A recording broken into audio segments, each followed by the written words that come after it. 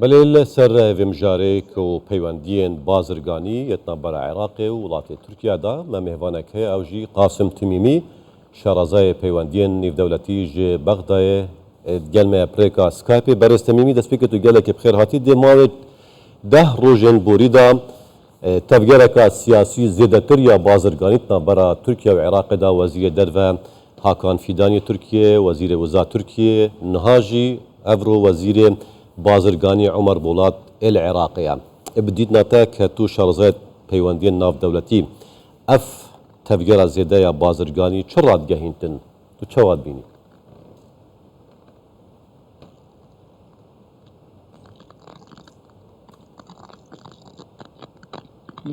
بله سلاف ور وج kanala ve ya bêguman Türkiye berê xwedayê Iraqê bi taybet di weberhênan û weaboriyê de û aliyê bazirganî de em me dît ku beriya niha Wezîrê Derve Tirkiye Hakan Fîdan hat Iraqê û di rojên pêş de jî dê berêz Erdogan jî li Iraqê be îro Wezîrê Bazirganî li vê de ez dibînim ku Tirkiye baş ev wêne xwendiye ku taybet bi ya rewşa siyasî ya Iraqê di paşrojeke nêzik de dibe ku pêşketinên siyasiyên bihêz hebin li ser asta siyasî ya Iraqê ku hin welatên cîran ji vê yekê dûr keve ku zimanê wê yê bilind hebû li Iraqê. Tirkiye pêngaveke dest pêşwexta vê divê derbarê de ji bo ku ew bazirganiya bi Iraqê re bi dest bixe her wiha bazara Iraqê bi dest bixe ku ew bi xwe xwedî axaftina yekem be piştî ku ev welat hatin paşxistin ku bandora wan ser asta siyasî li Iraqê heye her wiha ya bazirganî jî bi dîtina min ya kesayetî Tirkiye dizane baş dizane ku hêza Iraqê û bandora wê ya aborî û bazirganî de eger aramiyeke baş hebe bi vê yekê jî em dibînin ku ev şandên mezin ku Tirkiye serdana Iraqê dike. Ez dibînim ku em dê bibînin dê pêşketineke baş cûreyî hebe eger berêz Erdogan bê Bexdayê û dibe ku serdanek hebe bo hewlêrê jî ji bo pêşxistina peywendiyên bi taybet duwarê bazirganî û emnî de belê. Belê tu pêşbînî dikey dê rojên bihên nêzî da Serokkomaya Tirkiye jî seredana Iraqê biket piştî van seredana yên berpirsên balayên Tirkiye.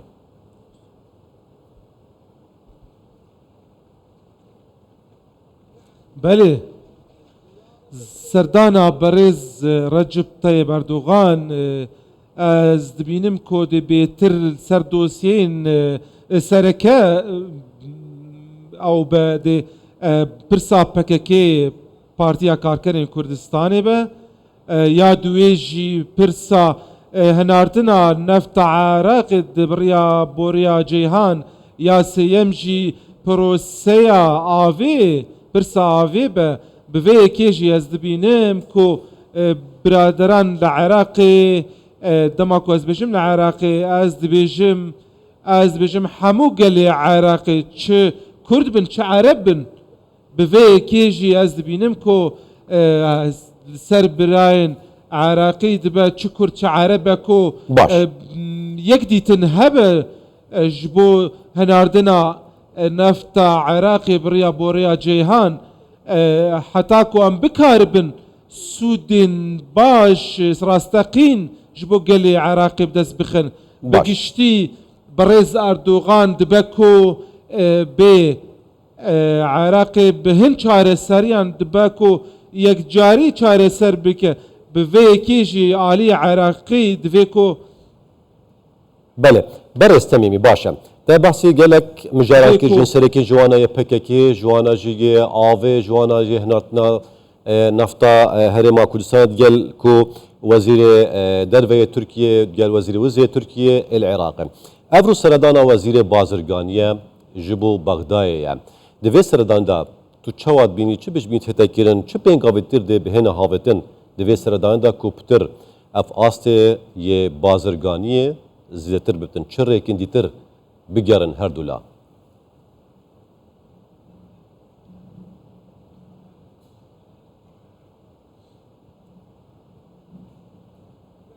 بله به اوای که گشتی از دبینم که ترکیه باش دزانه که بازار عراق بازار کی گنجایی و باشه جبو کلوپلین ترکیه به زانجی ترکیه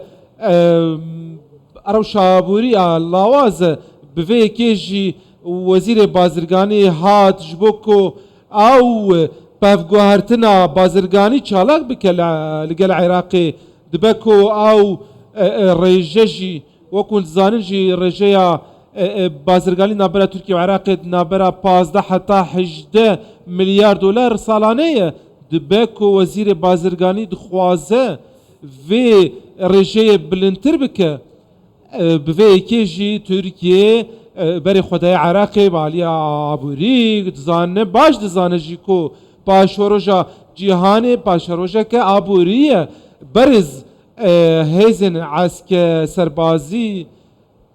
و دستوردان سربازی کم بونه جیهان بری خدایه پر عبوریه کی نها بازرگانی دا عبوریه دا به حزب دا سراستا جیهانش به حزب جبر وید ترکیه بری خدای بازار عراقی امن او بسیار بکن برستمیمی کو او چه او اگرن دیکفنت طریقا پیشکفتنا پتر یا وی آسته و بر بازرگانی تنبار هر دولتان دا چنه چه خالن کو او اف آسته راوستن آن دجی خود آن پاشکشیه بکتن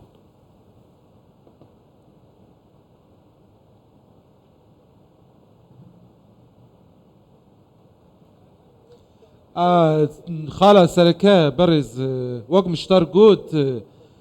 پرسا ناردنا نفتی بریا بندر جیهان